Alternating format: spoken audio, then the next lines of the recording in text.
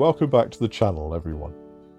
We're finally starting to get a little summer sunshine at NSG HQ, and as is becoming a tradition on the channel, we've started to decide which games will be following us on our vacations this year. The considerations are many for such a game. We need something that can be easily slotted into a luggage bag or transported out to a summer picnic, but most of all something that the whole family can enjoy, not just those of us who think about board games in our sleep. Velonimo has been something of a stealth entry to my collection this year, its quirky theme of animals taking on a Tour de France style bicycle race just interesting enough to get me to pick it up and give it a go. Since then it has become a game I've readily shared with just about anyone that would sit still long enough, and it's proven to have appeal that outstrips its very modest complexity and depth. To win Velonimo, you must score the highest number of points across 5 races, with your points determined by your finishing position in the race, and each subsequent race being worth a higher number of points. To complete the race, you simply have to shed the 11 cards that you are dealt at the start.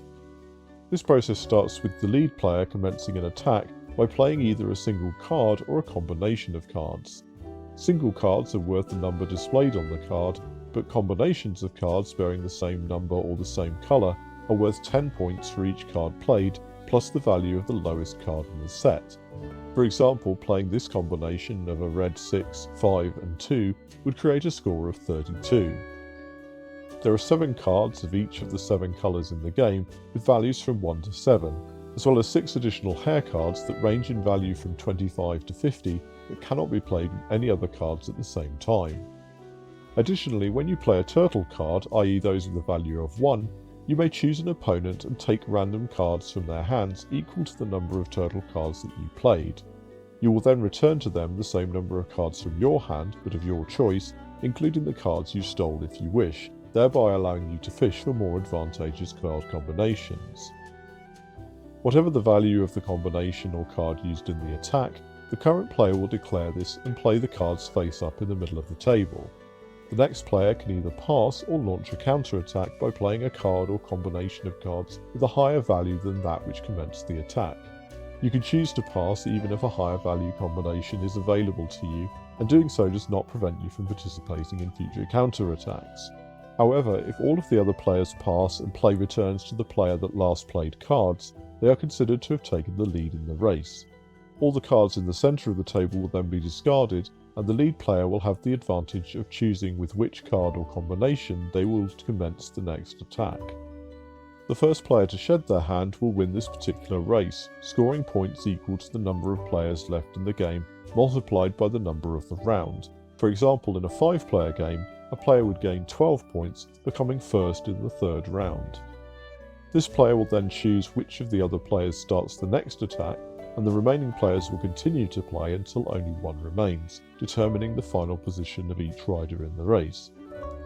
The player with the highest total score across all races then receives the peas and carrots jersey, which can be added to any combination of cards other than a hair card during the next race, contributing 10 additional points to the total.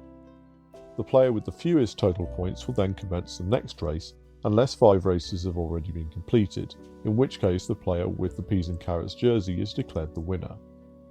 There are some additional rules included that you can build into the game when playing with just 2 players to make this more satisfying, chiefly involving the creation of a draw deck and a mechanic for gaining additional cards during the game.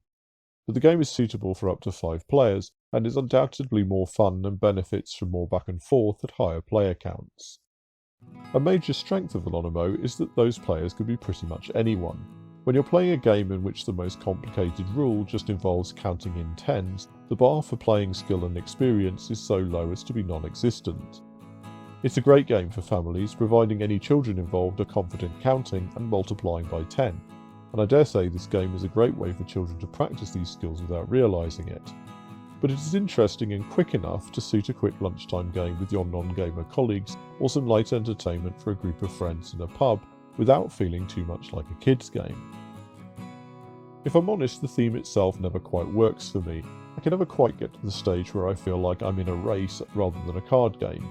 It can also sometimes feel like the winner of the first race gains a disproportionate advantage for future rounds, despite the escalating score mechanism, and this is especially noticeable at lower player counts.